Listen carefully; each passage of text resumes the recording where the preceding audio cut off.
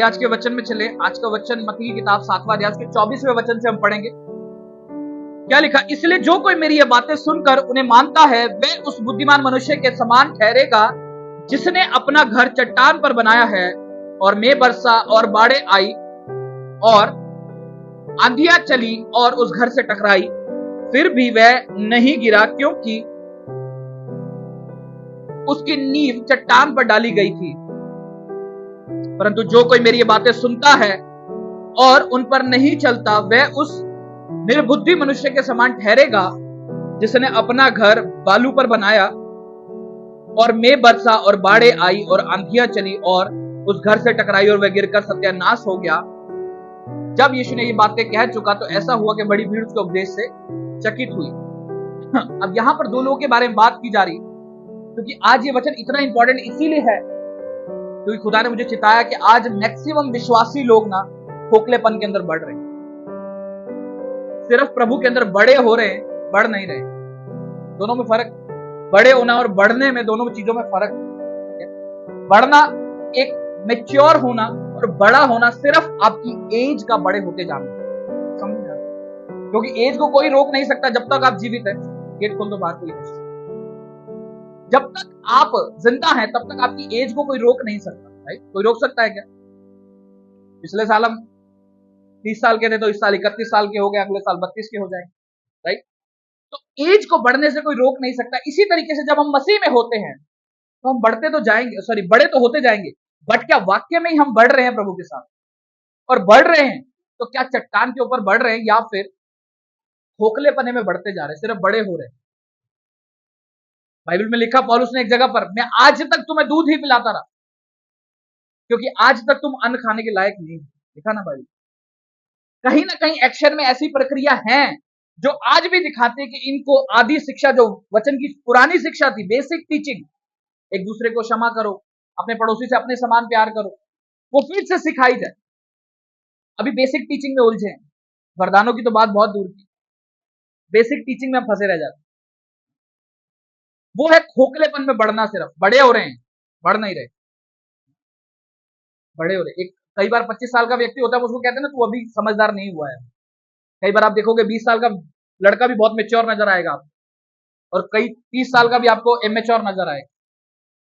बढ़ दोनों ही रहे। ठीक है ना? अब यहां पर जो बात हो रही, यहां पर दो विश्वासियों के बारे में बात हो रही। जो यहां पर लिखा है वो किसके बारे में लिखा है? दो घर बनाने वालों के, यानी कि दो बिल्डर्स के बारे में बात की जा रही।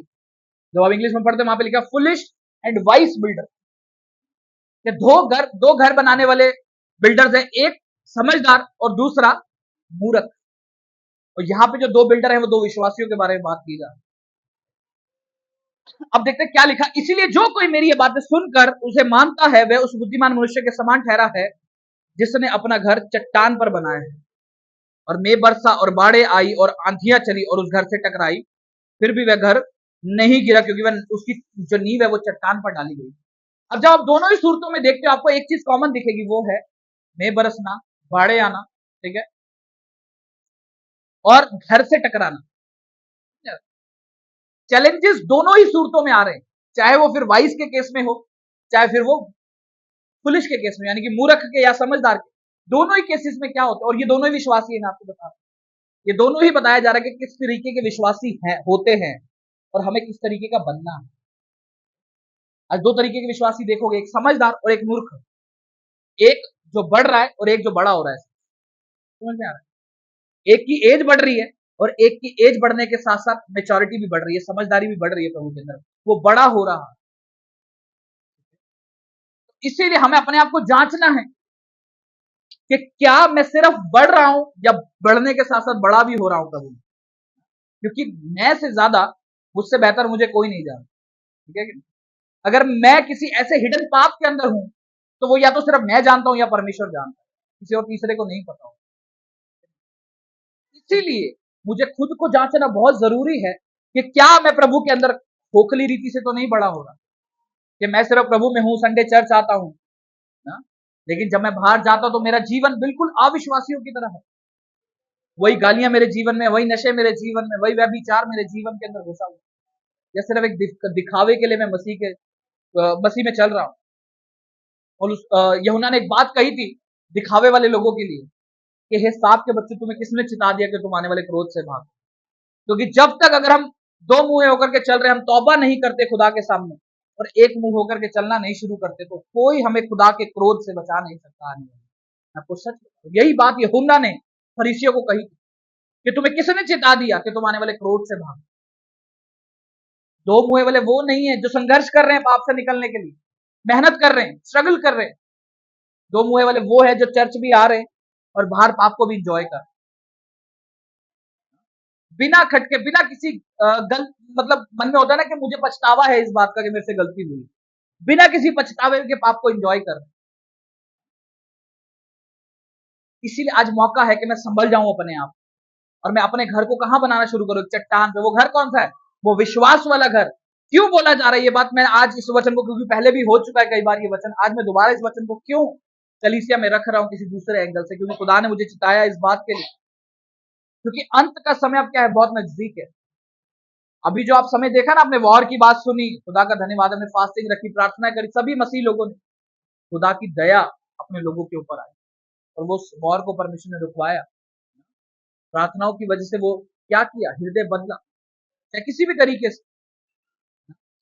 लेकिन आने वाला समय इससे कहीं ज्यादा डिफिकल्ट होगा। मैं आपको बता रहा हूं, आने वाला समय जो होगा, आपको लग रहा है सब शांत हो गया, हो गया वाकई, अभी दिख रहा है आपको, लेकिन आंखों से दिख रहा है, लेकिन जो पीछे बहुत लंबी प्लानिंग के साथ चल रहा है, जो बाइबल में लिखा है, वो अब आपको विजिबल होता हुआ दिख रहा है। अब और गहरी बातें जो बिल्कुल एंड डेज के लिए लिखी गई थी, वो सब आपको इन्हीं 5 साल के अंदर आपको होता हुआ दिख जाएगा। मैं आपको बता, देख लेना, आने वाले टाइम से जो बाइबल के अंदर पढ़ते कि चिप लगाई जाएगी, इंसर्ट किया जाएगा, वो सब होगा, वो आने वाले अभी इसी 5 साल में आपको नजर आ जाएगा। क्योंकि ऐसी कंपनीज हैं कुछ जिन्होंने काम करना शुरू कर चुके हैं। मैं किसी कंपनी का नाम नहीं लूंगा, लेकिन वो काम शुरू हो चुका है। ठीक है, अभी वो किसी दूसरे रूप में दिखाया जा रहा है, बट आने वाले वो उसी रूप में आ जाएगा जो बाइबल में लिखा, आप देख लेना। क्योंकि आज अपने दौर में हम वो चीजें देख चुके हैं जो हमने कभी सोची भी नहीं होंगी। तो जब पीछे वॉर हुई तो मैं और मेरी वाइफ यही बात कर रहे थे कि और क्या क्या देखना बाकी रह गया है। कोविड हमने अपने जीवन काल के अंदर देख लिया, कभी सोचा भी नहीं था कि ऐसा कुछ हो सकता है। हालांकि हो चुका है, ऐसे 100-200 साल पहले ये घटना पहले हो चुकी है एक बार, उसमें भी कई लाखों लोग मारे गए, बट हमें उस चीज का आभास भी नहीं, क्योंकि हमने देखा नहीं अपनी आंखों के सामने, तो हमें आभास भी नहीं उस चीज का कि वो कैसा होगा उस चीज का। कोविड भी देख लिया, उसके बाद हमने अभी वॉर भी देख ली, क्योंकि हमारे जीवन काल में हमने वॉर नहीं देखी। शायद पुराने लोग होंगे जिन्होंने देखी होगी, इतना पुराना तो कोई नहीं, 70 वाला। ठीक है, तो हमने इतनी सारी चीजें देख ली है लाइफ में, तो अब वो चीजें जो बाइबल में आप देख रहे हैं, इसीलिए मैं हमेशा कहता हूं कि हो सकता है हम अपने जीवन काल में ही प्रभु को आता हुआ देखें, और वो खुशी की घड़ी भी होगी और वो डर की घड़ी भी होगी। अब डर की घड़ी उन 5 कुंवारियों के लिए होगी जो अपनी मशाले तो ले ली हैं बट उसमें तेल नहीं भरा, जो खोखले बढ़ रहे हैं, उनके लिए वो डर का समय होगा। जो अपना जो घर है ना, वो बालू के ऊपर बना रहे हैं, क्योंकि उससे पहले कुछ ऐसे इंसिडेंट होंगे जिससे कि हम डर करके पीछे हट जाएंगे, प्रभु के नाम को डिनाई कर देंगे उससे पहले ही, क्योंकि ये बाइबल में बातें लिखी हुई। इसीलिए मैं चाहूं कि अपना घर किससे बनाऊं? चट्टान के ऊपर मजबूती के साथ, ऐसा नहीं कि कॉम्प्रोमाइज वाला जीवन में जी। आज काफी सारी चीजों के साथ हम कॉम्प्रोमाइज करके चलते हैं अपनी लाइफ में, प्रभु के साथ कॉम्प्रोमाइज कर देते हैं छोटी छोटी बातों से। मेरे संडे को बिजनेस है, कुछ है, मैं नहीं आ पाऊंगा, मेरे को हल्का सा खांसी जुकाम में नहीं आ पाऊंगा, छोटी छोटी बातों से क्या कॉम्प्रोमाइज करने लग जाते हैं जी। ये कॉम्प्रोमाइज वाला जीवन सबसे बड़ा हथियार है शैतान के लिए, मैं आपको बताऊं, क्योंकि उसको मालूम है कि इसकी मैं जीवन में छोटी सी प्रॉब्लम लाऊंगा, ये घर बैठ जाएगा, उसको मालूम है। प्रभु की दया से आज हम अपनी लाइफ में कोई भी प्रॉब्लम क्यों नहीं देखते? क्योंकि शैतान को भी मालूम है कि ये अपनी हदों को बढ़ा चुके हैं, ये अपने डिसीजंस को क्या है, स्ट्रॉन्ग कर चुके हैं ना, कि संडे प्रभु का दिन है तो वो है, खत्म हो गई बात। इसीलिए वो काम कर नहीं पाता, क्योंकि वो मेहनत कर करके हार गया है। इसीलिए जब हम प्रभु के अंदर दृढ़ हो जाते हैं ना, किसी चीज को दृढ़ निश्चय कर लेते हैं, चाहे वो कोई भी क्यों ना हो, प्रभु के किसी वचन के ऊपर हो गया, कोई मैंने निर्णय लिया कलीसिया के लिए, अपनी सेवा के लिए कोई निर्णय लिया, मैं उसके ऊपर दृढ़ खड़ा हूं कि अगर मेरी सेवा कलीसिया में 9:30 बजे की है तो वो 9:30 बजे की है। ठीक है, अगर मैं उसके लिए दृढ़ निश्चय कर लेता हूं बिना कॉम्प्रोमाइज, कॉम्प्रोमाइज क्या है कि कोई ना कोई और काम आ गया, मैंने कॉम्प्रोमाइज कर दिया सेवा, मैंने प्रभु के काम को कॉम्प्रोमाइज कर दिया। जब हम कॉम्प्रोमाइज वाला जीवन जीते हैं ना, तो ये चिन्ह होता है कि हम खोखले बढ़ रहे हैं प्रभु। हम बालू के ऊपर अपने घर को क्या कर रहे हैं, बिल्ड कर रहे हैं, सूझबूझ नहीं लगा। क्योंकि जब एक समझदार व्यक्ति होता है ना, वो मालूम क्या करता है, पहले वचन में लिखा है, इसलिए कि जो कोई मेरी बातें सुनकर उन्हें मानता है, वो किसकी तरह, एक समझदार विश्वासी की तरह। जब आप इसको इंग्लिश में पढ़ते हैं तो मैं आपको एक पढ़ के बताता हूं, आपको समझ में आएगा और गहराई में। क्या लिखा, there for everyone who hears these words of mine and put into the practice is like a wise man who built his house on the rock। वो विश्वासी जो मेरे वचन को सुनता है और उनको प्रैक्टिस करता है, अभ्यास में लेकर आता है, जिसके विषय में हम पहले भी पढ़ चुके हैं अभ्यास करने के बारे में। वो उस समझदार विश्वासी की तरह ठहरेगा जो अपना घर किस पर बना रहा है, चट्टान के ऊपर बना रहा है। आप जब घर बनाते हैं तो कितने सालों के लिए बनाते हैं, हमेशा के लिए, लंबे समय के लिए बनाते हैं ना। ये तो नहीं कि अभी 10-15 दिन के लिए बना रहे हैं, 2 साल के लिए बनाए, ऐसे तो नहीं, बहुत लंबे समय के लिए हम बनाते हैं। इसलिए जब हम बनाते हैं तो बेस्ट कोशिश करते हैं कि सब बेस्ट मटेरियल डाला जाए इसके अंदर, है कि नहीं। हम जब किसी को ठेका भी देते हैं तो हम पूरी निगरानी रखते हैं कि भाई मैंने इसमें रहना है, तो उसके अंदर बेस्ट माल लगाइए, उसके अंदर बेस्ट सरिया लगेगा, बेस्ट सीमेंट लगेगा, इसके अंदर कॉलम इतना मोटा होगा तो इतना ही मोटा होना चाहिए, गहराई इतनी, नींव इतनी गहरी खोदी हो तो इतनी होनी चाहिए। सूझबूझ रखते हैं कि नहीं, वहां रखते, कैसे बोलते छोड़ना, नींव क्या करेगा, घर खड़ा कर। बनवाया किसी ने घर अपना हाल फिलहाल में, कभी नहीं बनाया। मालूम तो होगा क्या, अगर अपना घर बनाएंगे तो उसको छोड़ यार, नींव मत डाल, घर खड़ा कर दे, बोलेंगे ऐसे, तो पता रहना कि हम खुद दब जाएंगे इसके नीचे। अभी हल्का सा भी भूकंप आया ना तो खुद ही दब जाएंगे, क्योंकि नींव है नहीं। लेकिन वहां हमारे को सारी सूझबूझ की समझ है कि घर बनाना है तो ध्यान रखना है भाई, क्योंकि आने वाले समय में भूकंप भी आते हैं, हमें मालूम है ये बात, है ना। लेकिन जब हम विश्वास में चल रहे होते हैं तब ये बातों को हम इग्नोर क्यों करते हैं, कि परसिक्यूशंस आती है, चैलेंजेस आते हैं विश्वास में चलने पर भी, तब हम ये बातों को भूल जाते हैं। वहां सूझबूझ कहां जाती है, ये बाइबल में लिखा है, तो मैं नहीं बता रहा हूं, तो बाइबल में खुद लिखा है कि टेम्पटेशंस आती हैं, चैलेंजेस आते हैं लाइफ के अंदर, क्योंकि बाइबल में लिखा मैं बरसा बाढ़े आई, और ये पढ़ के देखो दोनों में लिखा है, समझदार के लिए भी मूर्ख के लिए। इसका मतलब ये बात कंफर्म्ड है कि ये होती है और होंगी भी सही आने वाले समय। वहां पर आपको किस तरीके से विश्वास में खड़े रहो अगर खोखले बढ़ रहे हो। जब एक घर खोखला खड़ा हो जाता है, एक मतलब नींव उसकी ढंग से नहीं लगाई होती या फिर सीमेंट अच्छा नहीं होता, तो भूकंप के टाइम पर वो क्या होता है, गिर जाता है। आप देखते हो कितनी कच्ची कॉलोनियों में कई बार भूकंप आता है तो वो घर गिर जाते हैं, जिनके आसपास कोई सपोर्ट नहीं है, वो गिर जाए, है कि नहीं। बिल्डिंग टेढ़ी हो जाती है कई जगहों पर। आज देखो आप कितनी ऐसी कच्ची कॉलोनी है जहां पे बिल्डिंग ऐसे टेढ़ी हो रखी है। वजह क्या थी, बनाते समय वो सूझबूझ ना रखनी। तो इसीलिए जब हम विश्वास में चल रहे हैं तो मुझे ये होना चाहिए कि मैं अपना घर बालू पे नहीं बना रहा हूं, और हर किसी को मालूम है ये बात कि मैं अपना घर बालू पे बना रहा हूं या चट्टान पे बना रहा हूं। क्योंकि जो वचन को सुन रहा है उसको फॉलो नहीं कर रहा, वो सिर्फ और सिर्फ किसके ऊपर खड़ा हो रहा है, बालू के ऊपर, रेत के ऊपर। तो रेत के ऊपर घर नहीं टिक सकता। टिक सकता है क्या रेत के ऊपर घर? वहां पे सीमेंट, रोड़ी, सब कुछ होना बहुत जरूरी है।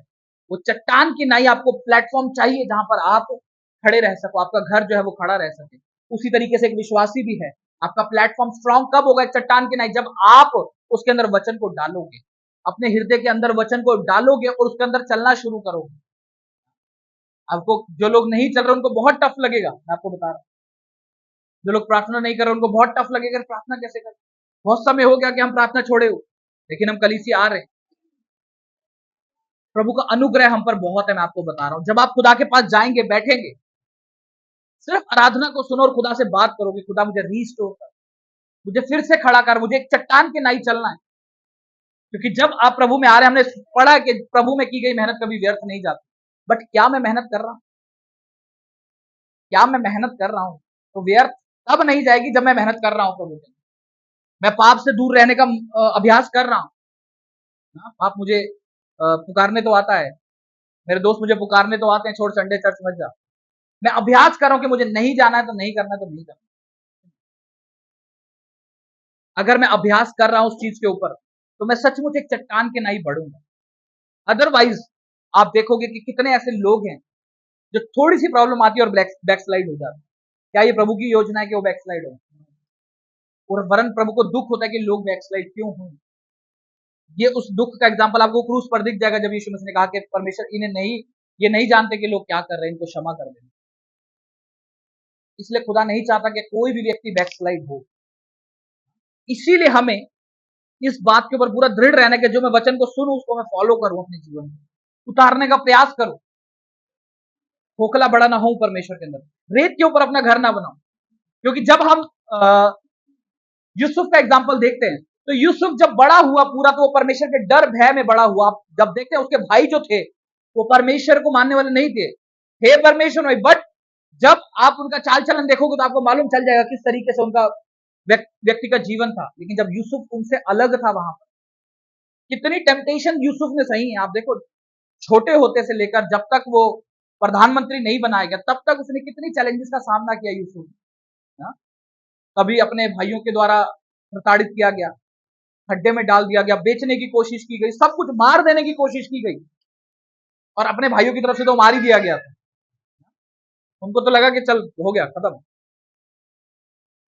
और अपने फादर को जाके झूठ बोला कि वो मर गया, बट उनको पता था कि मारा उन्हीं नहीं, जबकि वो मरा नहीं था, परमेश्वर उसको बचा करके रखा, वहां से निकल करके चला गया था। लेकिन आप देखो परमेश्वर के साथ खड़े रहने का फल क्या होता है, अपने आप को चट्टान पे बिल्ड करने का फल क्या होता है। एक समय आया जब अकाल आया ना, तो जो सबसे छोटा था बड़े को उसके पैरों में आना पड़ गया। देखिए, पढ़ा है सभी ने वचन को, किसने पढ़ा यहोशू की स्टोरी, यहां पर भी हुई है वैसे। तो जब अकाल पड़ा उस जगह पर, कैसे कैसे, मैं उस कहानी में डीप में नहीं जाऊंगा, किस तरीके से वो व्यभिचार से दूर रहा, अपने आप को सेफ गार्ड करके रखा उसने। ये भी एक साइन है कि मैं अपने आप को चट्टान पे बिल्ड कर रहा हूं। क्योंकि जो व्यक्ति प्रभु के साथ मनन में नहीं है, जब उसके सामने ऐसा मौका आएगा ना, तो वो कभी भी पाप से दूर नहीं खड़ा होगा। मैं आपको बता रहा हूं, वो फट से पाप को गले लगा लेगा, चाहे फिर वो नशा है, व्यभिचार है, कुछ भी है। क्योंकि वो स्ट्रेंथ ही नहीं आएगी उसके अंदर कि मैं पाप को डिनाई कर सकूं।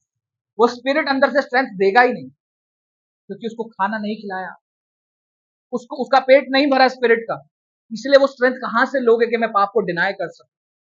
मौका आएगा मेरे सामने कि चल 5,000 रुपए अन्याय से कमा लूं, कि थोड़ा चोरी कर लूं धंधे में से, अपने क्लाइंट को लोकल माल भेज दूं और ओरिजिनल के पैसे ले लूं। ये स्ट्रेंथ कब आएगी कि मैं इस काम को ना करूं? जब मैं आत्मा में चल रहा हूं, प्रभु के साथ वचनों में एक मन हूं, तभी आप ये काम को कर पाओगे। मैं आपको, क्योंकि पाप इतना ज्यादा अट्रैक्टिव है ना, वो कमजोर लोगों को पकड़ लेता है, जो आत्मा में कमजोर है वो उनको पकड़ लेता है। इसलिए यहूदा इस्करियोती फंस गया वहां, और यहोशू वहां पर खड़ा रहा, सॉरी यूसुफ वहां पर क्या हुआ, पाप से दूर रहा। जब वो मौका आया कि वो व्यभिचार करे, क्योंकि ये समय होता है कि जब एक जेंट्स सबसे ज्यादा कमजोर होता है, मैं आपको बता, वो वाला जो आत्मा में नहीं है, और वो आत्मा में परिपूर्ण था, इसीलिए वो वहां से क्या हुआ, अपने कपड़े उठा करके भाग गया। फिर नहीं सोचा कि अंजाम क्या होगा, बाद में देख लेंगे। और अंजाम उस टाइम बुरा हुआ, उसके ऊपर झूठे केस में, उसको रेप केस में फंसाया गया यूसुफ को। लेकिन परमेश्वर का अनुग्रह वहां से हटा नहीं, और रिजल्ट आप सबको मालूम है कि वो प्रधानमंत्री की कुर्सी तक पहुंच गया। वो सब पता है बीच में स्टोरी, जैसे परमेश्वर का अनुग्रह उसके ऊपर हुआ, उसने वो दर्शन बताया सपनों का, जिसको देख करके राजा का मन वहां पे बदला बिल्कुल, और उसको क्या करा कि अब मेरे सारे घराने का जो न्याय है वो तू ही करेगा, सारी रणनीतियां जितनी भी बनाएगा वो तू ही बनाएगा। और सिर्फ गद्दी में राजा उसके ऊपर था, वरन वो पूरे देश के ऊपर क्या करता था, राज्य करता था। ये वफादारी का रिजल्ट है प्रभु के साथ। अगर आज हम उस रिजल्ट्स को भूल जाते हैं ना, तो वो टेस्टिमनीज को भी भूल जाओ आप, जो यूसुफ ने काटी थी आपको।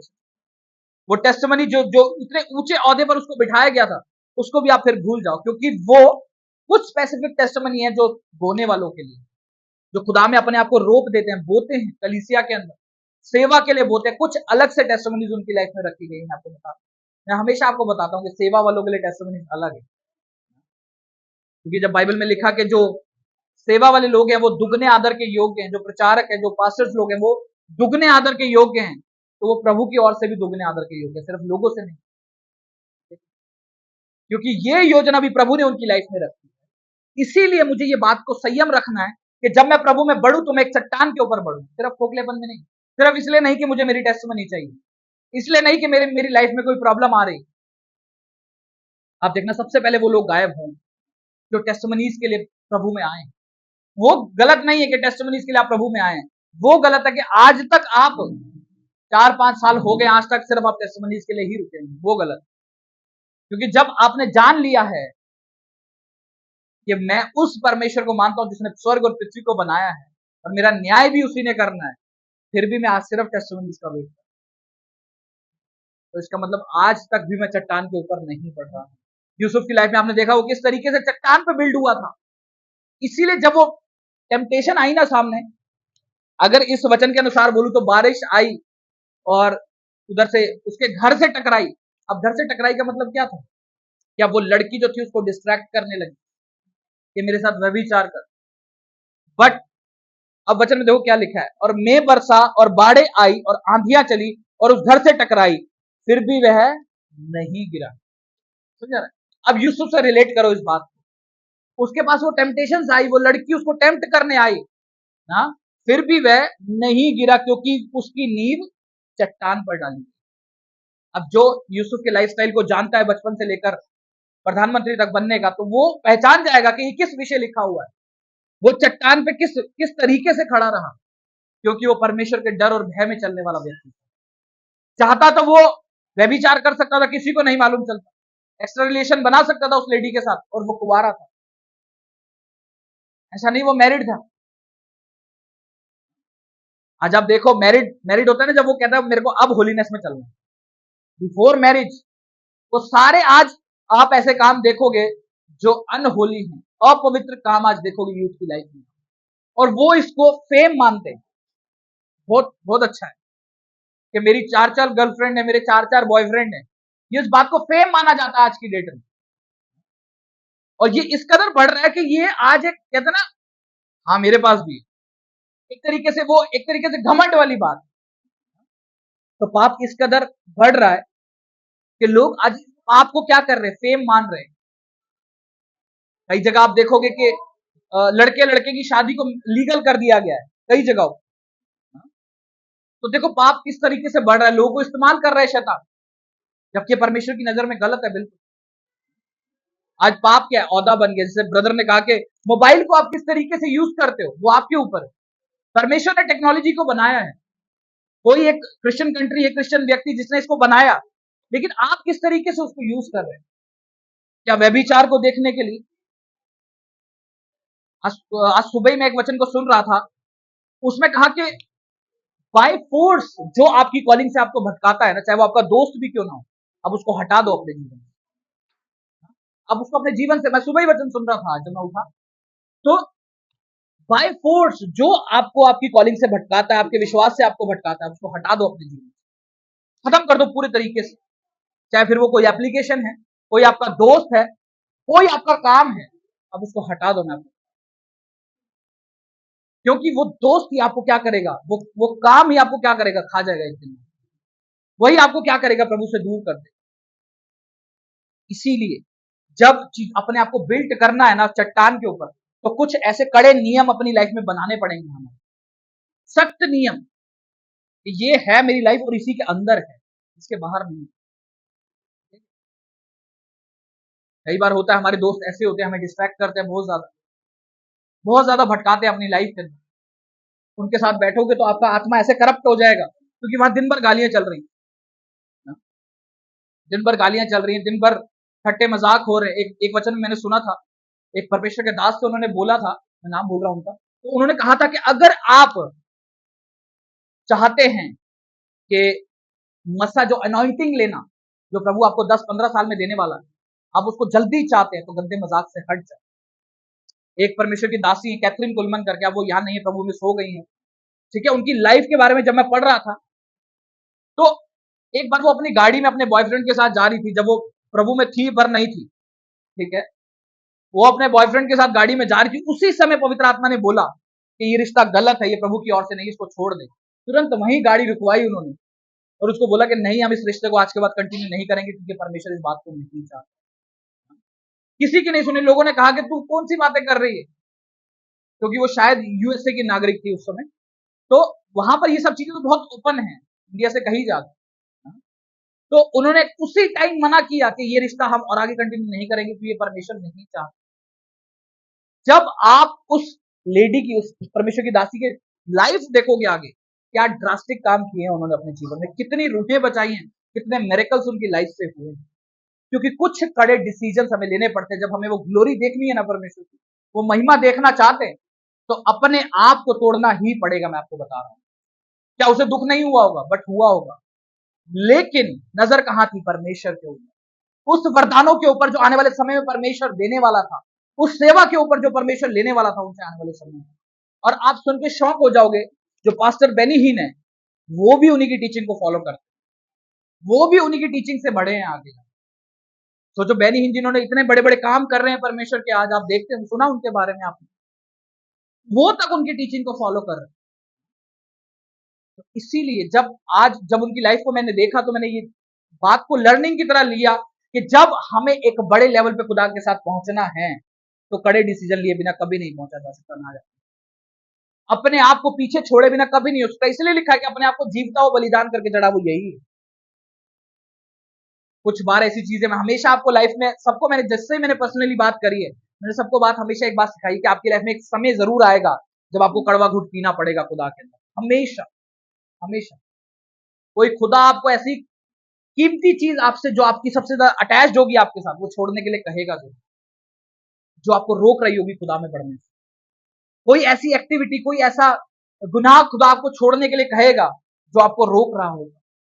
और उस घड़ी अगर आपने परमेश्वर की बात को सुन लिया, your life will be transform, वो बदल जाएगी पूरे तरीके से, और आप कड़े नियम लेने में और सख्त हो जाओ।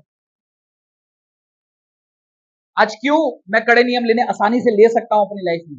रीजन यही है कि जब समय था छोटे छोटे डिसीजन लेने का ना, मैं वफादार रहा होता था कि छोटे छोटे डिसीजन लेने, कि कलीसिया जाना है तो जाना ही अपने समय पर, चाहे मैं फिर काम में क्यों ना हूं। मांग बात करी अपने बॉस से कि 2 घंटे का समय दे दो सिर्फ कलीसिया में। मैं उस समय बहुत बच्चा था मसीह के अंदर, वैसे तो मैं था 20-22 साल का उस समय, लेकिन मसीह में मैं उस समय बच्चा था, बहुत छोटा था। 2016 की बात आपको, 2017 की बात आपको बता, नया नया विश्वास में सीखा ही था मैंने प्रभु में किस तरीके से चलना। वहां पर भी अपने बॉस से मैंने बात करी कि नहीं, मेरे को 2 घंटे की छुट्टी दे दो, मेरे को कलीसिया जाना। इतनी ज्यादा कोई समझ नहीं थी विश्वास के बारे में, बट फिर भी ये कलीसिया इंपॉर्टेंट है, लीडर ने सिखाया तो जाना है। तो इसीलिए, और बिना ये सोचे कि मेरे बॉस क्या कह रहे, संडे को ही काम होता है, 2 महीने के लिए तू यहाँ काम के लिए आया और उसमें भी तेरे को छुट्टियां चाहिए संडे, क्योंकि वो सेल्स का काम था, वहां पे संडे को ही मेन काम होता है सेल्स वालों। बट उन्होंने बोला कि हाँ ठीक है, जाओ, आप हमारे लिए भी प्रार्थना करना है।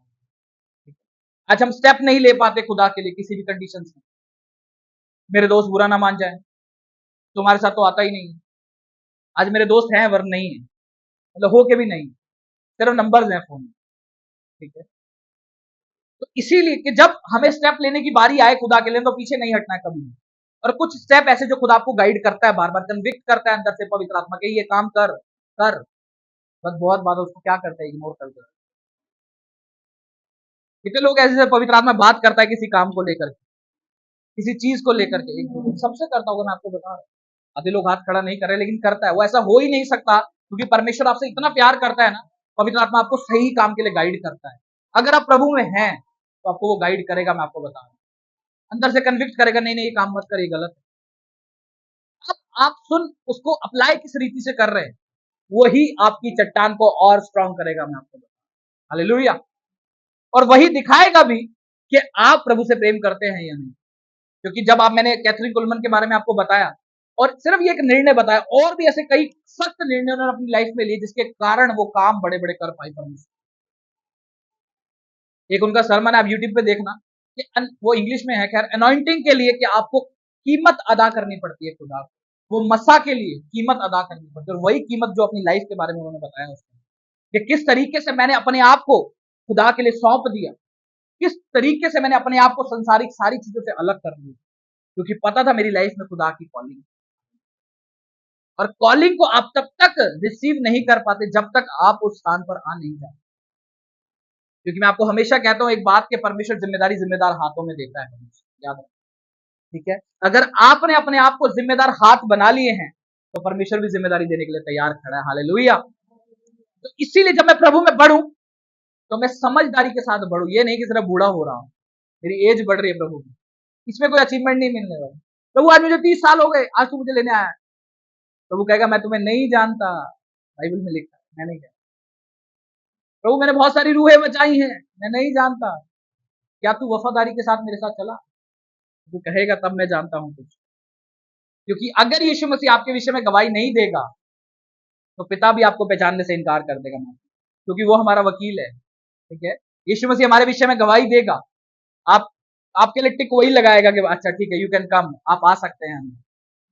एक पहले वो आता था ना प्रोग्राम, आप मुंबई आ सकते हैं। यीशु मसीह बोलेगा कि आप स्वर्ग आ सकते हैं। हालेलुया, आमेन। आप स्वर्ग आ सकते हैं, यीशु मसीह कह रहा है, आमेन। इसीलिए जब प्रभु में चले और चाहते हैं कि बैकस्लाइड ना हो, कितने लोग चाहते हैं प्रभु के साथ स्वर्ग जाना? बस बाकी लोग नहीं जाना चाहते, जिनके कान इधर उधर हैं। कितने लोग जाना चाहते हैं स्वर्ग? नहीं जाना, जाना है नहीं जाना पता नहीं। अगर सब लोग जाना चाहो, कितने लोग चाहते हैं कि बैकस्लाइड ना हो? सब लोग चाहते हैं, क्योंकि बैकस्लाइड हो गए तो स्वर्ग का तो काम ही नहीं आगे। अगर बैकस्लाइड नहीं होना चाहते तो अपने आप को चट्टान के ऊपर बिल्ड करना शुरू कर दो, क्योंकि वचन बता रहा है कि जब चैलेंजेस आएंगे, जो वचन को ना सुनने वाला व्यक्ति है और सुन करके फॉलो नहीं करने वाला, सुन दोनों ही रहे हैं, ध्यान से सुनना, सुन दोनों ही रहे हैं, ठीक है ना? क्योंकि लिखा है 26वें वचन में, पर जो कोई मेरी ये बातें सुनता है और उन पर नहीं चलता। मैं क्यों कहता हूं कि अपने हृदय को तैयार करो, जब आप वचन बोया जाना होता उससे पहले इतना दृढ़ता से खुदा मांगो, खुदा से, खुदा आज मैं तेरे वचन से कुछ नया सीख के जाऊं, कि नहीं? तो इसीलिए अपने आप को क्या करो, चट्टान पर बिल्ड करो, ताकि जब चैलेंजेस आए तब मैं खड़ा रह सकूं उसे। जब मेरे रिश्तेदार मेरे को बोले तूने धर्म बदली, हाँ ठीक है बदल लिया, कोई बात, कोई बात। कई बार आपको मूर्खों से बहस करने की कोई जरूरत नहीं। मेरी लाइफ में भी कई ऐसे हैं, मैं वो कोई जवाब ही नहीं देता, मुझे पता दीवार पे सर मारने से कोई फायदा नहीं। कई ऐसे होंगे जो सुनेंगे भी, उनको बोलो जरूर। अपनी बार एक बार आपको खुदा मौका जरूर देगा। जो मूर्ख है, जो आपको बोलते हैं ना, उनको भी बोलने का मौका देगा, बस एक बार बोलना, उसके बाद कुछ बोलने की जरूरत नहीं। ठीक है, तो समय आएगा खुद आएंगे प्रार्थना के, और नहीं भी आएंगे तो कोई गम मत मनाना, तुमने अपना काम कर दिया है। हालेलुया, कोई आपको जरूरत नहीं है, क्योंकि परमेश्वर का वचन इतना अनमोल है, उसका प्यार इतना अनमोल है, जो उसकी रिस्पेक्ट नहीं करे ना, आप छोड़ दो, कोई बात। आप सिर्फ पर्सनल में प्रार्थना रखो उसके लिए, खुदा उसका हृदय बदलेगा। जब आप बार बार उसको थोपते हो ना, उसको बताने की कोशिश करते हो, तो कहीं ना कहीं उसको वैल्यू कम लगती है कि क्यों मुझ पर थोपा जा रहा है। ऐसा नहीं है परमेश्वर उसे बचाएगा, नहीं बचाएगा परमेश्वर अपनी इच्छा के अनुसार। परमेश्वर फिरौन राजा को भी बचाना चाहता था, बट वो खुद में इतना ज्यादा कठोर हो गया था कि उसने अपने लिए समुद्र चुन लिया मरने के लिए। पढ़ा है ना आपने किस तरीके से समुद्र दो भाग हो गया और फिरौन उसकी पूरी सेना उसके अंदर ही डूब गई। इसीलिए जब कोई अपना हृदय ज्यादा कठोर कर लेता है ना, परमेश्वर के लिए करने दो, कोई बात नहीं। क्या मूसा ने फिरौन को समझाया कि नहीं नहीं भाई हृदय बदल, परमेश्वर तुझे बचाना चाहता है, तो छोड़, कर तू अपनी, जो तुझे करना है करता रहे, कोई बात नहीं। सिर्फ वो काम करता रहा जो परमेश्वर ने उसे अगुवाई करी। नहीं किया फिरौन के बाद, नहीं नहीं नहीं परमेश्वर सुन बात सुन, परमेश्वर तुझे बचाना चाहता। नो, परमेश्वर ने जैसी आज्ञा दी कि तुझे इजरायली लोगों को क्या करना है, लीड करना है वहां से, वो अपना काम करता है। फिर परमेश्वर भी अपना काम विपत्तियां डाल डाल के वहां पर करता है। इसीलिए जब आप प्रभु में चलो तो अपनी आत्मिक सुरक्षा सबसे पहले रखो। किसी को दूसरे को बचाने के चक्कर में अपने हाथ मत जला लो, ठीक है? कि नहीं नहीं नहीं ये तो मेरा फ्रेंड है, लड़की का ये तो मेरा फ्रेंड है, इसको भी बचाना है, यही विश्वास नहीं आएगा। भाई तू भी उसके साथ व्यभिचार में पड़ी होगी, ठीक है कि? या लड़का कहेगा नहीं नहीं नहीं ये तो मेरी फ्रेंड है, इसको भी बचाना है, मैं चाहता हूं मैं बचाऊं ये भी बचे, दोनों ही नहीं बचोगे, ठीक है ना? क्योंकि कुछ ऐसी जगहें होती है जहां से हमें भागना ही सुरक्षित है, मैं आपको बताऊं। उनमें से ये एक कंडीशन है, ये कंडीशन है। मैं आज मेरी कितनी फ्रेंड थी लड़कियां, मैं किसी को फोन नहीं करता वचन बताने के लिए, परमेश्वर उन्होंने कोई ना कोई चुन लेगा। क्योंकि मैं जब प्रभु में नहीं था तब मेरा सारा सर्कल लड़कियों का था, मैं आपको बताऊं। क्योंकि मैं आज लज्जाता नहीं हूं उस बात को ग्रहण करने से कि वो एक संसारिक मूर्खता है, मैं आपको आज बताऊं, जिसे आज लोग इंजॉयमेंट समझते हैं, वो एक संसारिक मूर्खता है। जब घड़ी आएगी ना, उन्हें समझ में आ जाएगा कि हमने क्या बोया है और क्या काटना पड़ रहा है। इसीलिए आज मैं अपनी लाइफ में सबसे ज्यादा ब्लेस्ड हूं, क्योंकि वक्त रहते खुदा ने मुझे चुन लिया। आज मैं उनसे कोई फोन पे कुछ बात नहीं, कुछ कनेक्शन नहीं, क्योंकि मुझे मालूम है कि मेरी आत्मिक सुरक्षा पहले मुझे चाहिए। ऐसा मुझे कोई काम नहीं करना कि मैं दूसरे को बचाने जाऊं और मैं खुद पाप में गिर जाऊं।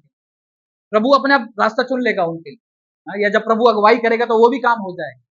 लेकिन आज मैं वो आत्मिक समझ रख के चलूं कि मैं एक चट्टान के ऊपर बिल्ड होता जाऊं, बजाय ऐसे नहीं कि मैं चल रहा हूं सिर्फ और मेरी नींव खोखली है। कल को कोई भी मुझे आगे कुछ समझाएगा, नहीं नहीं देखो यहाँ पे ये लिखा है, और मैं उसी के पीछे चल दूंगा, भाई तू सही क्या। इसीलिए वचन पढ़ना बहुत जरूरी है, वचन को सुनना बहुत जरूरी है, उसे फॉलो करना बहुत जरूरी है। तो हमेशा अपनी लाइफ में ध्यान रखें, एक फोकस्ड लाइफ जी, बिना फोकस के नहीं। क्योंकि एक चट्टान पे बढ़ने वाला व्यक्ति ना हमेशा फोकस्ड मिलेगा आपको, भटका हुआ नहीं, बस आ रहा है चर्च, जा रहा है, आ रहा है, ऐसे नहीं मिलेगा आपको कभी भी। वो हमेशा फोकस्ड मिलेगा कि मुझे खुदा के साथ कहीं बढ़ना है आगे, मुझे खुदा का काम करना है, उसकी सेवा करनी, रूहें बचानी है, एक फोकस जाती। यीशु मसीह ने 14 साल की उम्र में कहा, जब उसके माता पिता उसको ढूंढ रहे थे, वो फरीसियों के साथ, जब वो शास्त्रियों के साथ बात कर रहा था, पढ़ा आप सबने उस स्क्रिप्चर, वाद विवाद कर रहे थे शास्त्रियों के साथ। तो यीशु मसीह के माता पिता ने कहा कि तू कहां रह गया था, हम मैं और तेरे पिता तुझे ढूंढते थे। कहता क्या तुम नहीं जानते कि मुझे एक दिन अपने पिता के घर होना है। चाहे सेवा 30 साल की उम्र में शुरू करी यीशु मसीह ने, वरन जो कार्य था वो बचपन से ही चालू था, जो काम था बेस बनाना था वो बचपन से ही चालू था। ये तुम्हें नहीं मालूम कि मुझे एक दिन अपने पिता के घर होना है? क्या आप लोगों को नहीं मालूम कि आपको अपने पिता के घर होना है? इसको नहीं पता, सबको मालूम है ना? हम सबको मालूम होना चाहिए कि मुझे एक दिन अपने पिता के घर होना है। ये होगी फिर फोकस्ड लाइफ, कि मैं क्यों संसारिक चीजों में फंस रहा हूं, क्यों इन चीजों में फंस फंस करके मैं अपने अनंत जीवन को खो रहा हूं।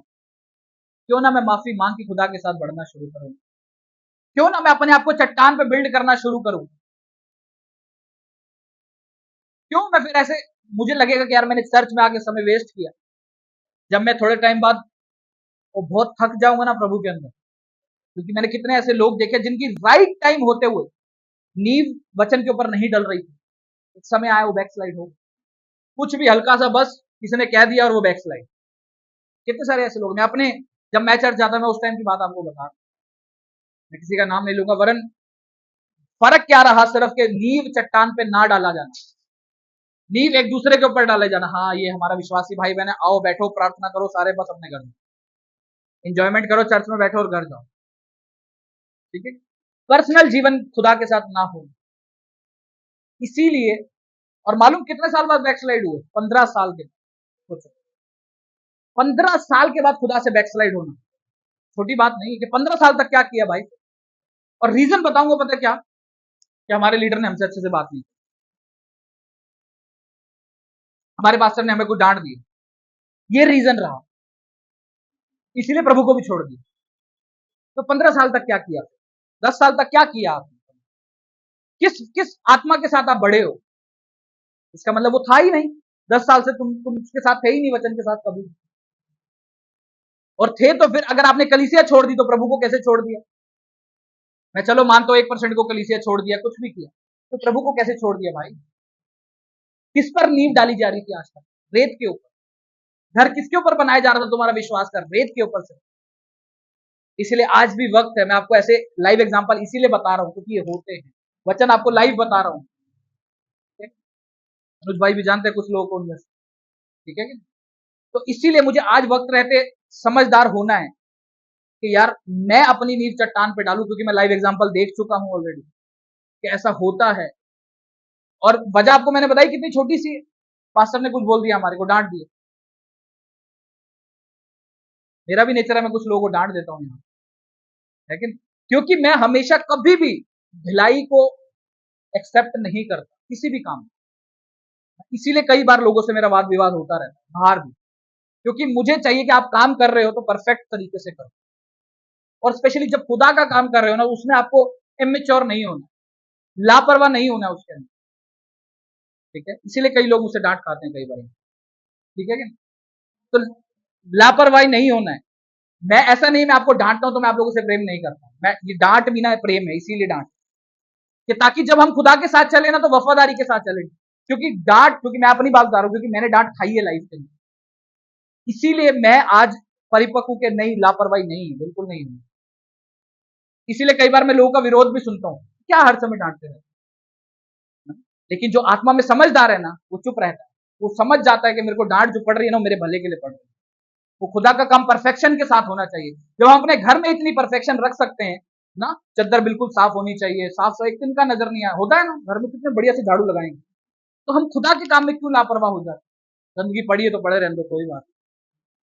इसीलिए जब मैं खुदा में बढ़ू तो आज मैं चट्टान के ऊपर अपने आप को बिल्ड करूं, ना कि रेत के ऊपर, ताकि जब समय आए ना कि कोई मुझे कुछ हल्का सा कुछ कह भी दे तो मैं उठ के नहीं, मैं जा रहा हूं, मैं नहीं मानता था। इसीलिए अपने आप को चट्टान के ऊपर बिल्ड करो, ना कि रेत के ऊपर, ताकि जब खुदा आए ना, या कोई भी प्रॉब्लम उससे पहले आए, परसिक्यूशन आए, तो आप खड़े रहो प्रभु के साथ। ये नहीं कि कोई भी प्रॉब्लम आई हम डर जाए। आइए हम दुआ में चले कि परमेश्वर मेरी हदों को इतना बढ़ाए कि परमेश्वर मैं एक चट्टान के ऊपर अपने आप को बिल्ड करूं। धन्यवाद करते हैं मेरे सामर्थ्य खुदा, मेरे परमेश्वर खुदा बाप, हम धन्यवाद करते हैं और प्रभु जी विश्वास करते हैं परमेश्वर के अंत का समय बहुत ही नजदीक है प्रभु जी, इवन चल ही रहा है मेरे परमेश्वर। अब किसी भी घड़ी तो हमें लेने आ सकता है, हम विश्वास करते हैं मेरे परमेश्वर। और हम विश्वास करते हैं प्रभु जी कि हम अपना जो घर है प्रभु जी वो चट्टान के ऊपर बना रहे हैं मेरे परमेश्वर। उस व्यक्ति के समान है जो वचन को सुनता है और उन्हें मानता है मेरे परमेश्वर। और प्रभु जी जितने लोग यहाँ मौजूद है मेरे परमेश्वर, मैं सभी के लिए दुआ करता हूँ खुदा कि आज के बाद से जब ये चले खुदा, अपने घर को चट्टान पे बिल्ड करता हुआ चले मेरे परमेश्वर, ना कि एक रेत के ऊपर खुदावन जो वचन को सुनता और उन्हें नहीं मानता मेरे परमेश्वर, वरन उस व्यक्ति के नहीं चले मेरे परमेश्वर जो वचन को सुनता भी है और मानता भी है और मेरे जीवन अपने जीवन में अप्लाई भी करता है उसको। खुदा मैं तेरा धन्यवाद देता हूँ परमेश्वर, धन्यवाद देता हूँ जो तूने वचन की सामर्थ्य प्रभु यहाँ उंडेली है लोगों के ऊपर। मेरा विश्वास है खुदा जब जिसने वचन को सुना और ग्रहण किया प्रभु, आने वाले समय में वो 100 गुना फल को लेकर के आएगा और अपने आप को एक चट्टान की नाई बनाएगा। खुदा मैं तेरा धन्यवाद देता हूँ प्रभु यीशु मसीह के सामर्थी नाम से मांगता हूँ, आमीन। सब जन जोर से तारीफ करें खुदा की, जोर से।